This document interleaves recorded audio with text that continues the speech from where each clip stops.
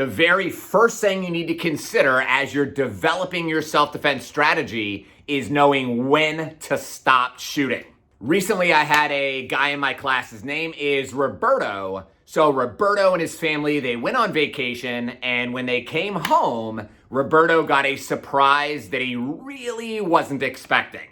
When he opened up the front door, he caught a burglar standing inside of his house.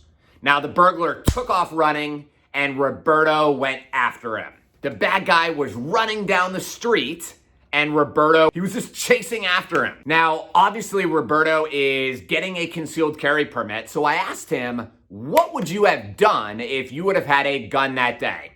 And he said, Ryan, I would have shot him. Well, is that the right thing to do? Is it legal?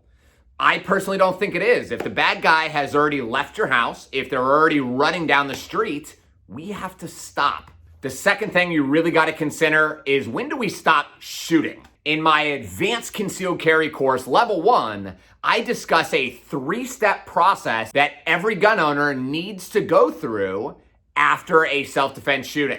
Step 1 is you need to shoot until the threat is no longer a threat. Step 2 is you need to follow that threat to the ground. And step 3, you need to scan and assess your area for other potential threats. Now, step 1, shooting until the threat is no longer a threat. Is it possible to say threat another time? What that means is we want to shoot our gun into that high center chest area until that bad guy does not have the ability to pose a significant danger to us or other people. So that could mean you fire 1 round, the bad guy drops his weapon, and he collapses to the ground and is gasping for air. So that individual is no longer a significant threat to us. But if he is still grasping and trying to get his weapon, if they are still trying to fight you or attack you, in my opinion, we have to keep going until you and the people around you are safe. Now, step 2, just because you've shot this guy 1, 2, or 5 times doesn't mean that that threat is over. We have to continue to have our gun pointed at that bad guy, waiting until we know for sure that they do not have the ability to pose a significant danger to anyone. Now, step 3, once we have confirmed that the attacker is no longer moving because they are dead, or they no longer pose that significant danger because you've kicked the weapon out of the way or whatever the scenario is, you need to begin scanning and assessing your environment to determine if there is another threat. Is there somebody that you need to shoot? Is there somebody that needs your help? Is there a position of advantage that you could move to that'll help keep you safe from another attacker? These are all questions that you need to be asking yourself as you are scanning your environment. Now, sometimes people can get a little carried away when it comes to using a firearm in self-defense. Recently, I heard a story of this man named Tyrone. So Tyrone was at his girlfriend's house in St. Pete.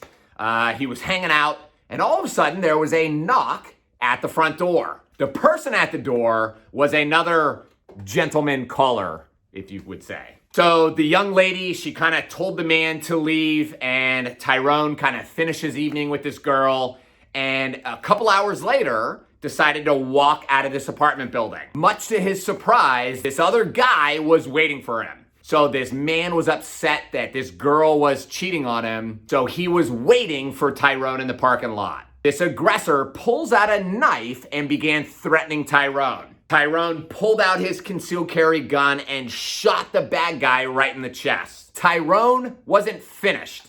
It wasn't enough for Tyrone, so he decided to walk up, stand over the bad guy, and he shot the bad guy 8 more times. In my personal opinion, this very first gunshot sounds like it was justified based on the information and the story that I was told. However, these additional 8 shots were not justified because the bad guy was no longer a threat.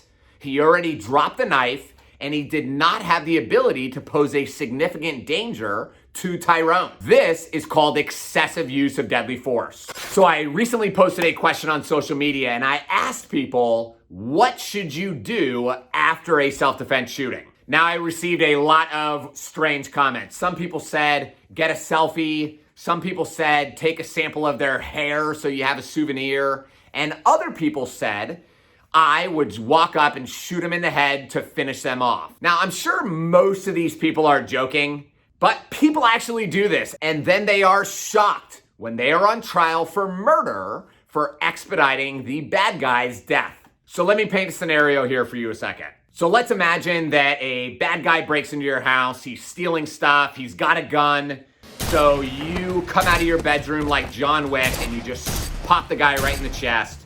He drops his weapon. And, you know, if you folks have ever gone hunting, killed an animal or something before, if you don't hit that animal in the right spot, they don't just die right away. So they will flop around, their body will seize, and it just takes a few moments for the injury to really kick up. Okay, so the bad guy's been shot in the heart, and let's say you know this guy is gonna die. There's no chance a doctor can save him. They're gonna die. So, but you wanna finish him off. So you walk up and you just pop around right into that bad guy's head. This is called expediting the death. Even though the bad guy was gonna die anyway, you are not allowed to speed up that death. You have to just let them die.